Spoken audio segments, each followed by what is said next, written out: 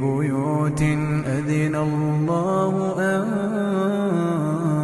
ترفع ويذكر فيها اسمه يسبح له فيها بالغدو والآصال رجال لا تلهيهم تجارة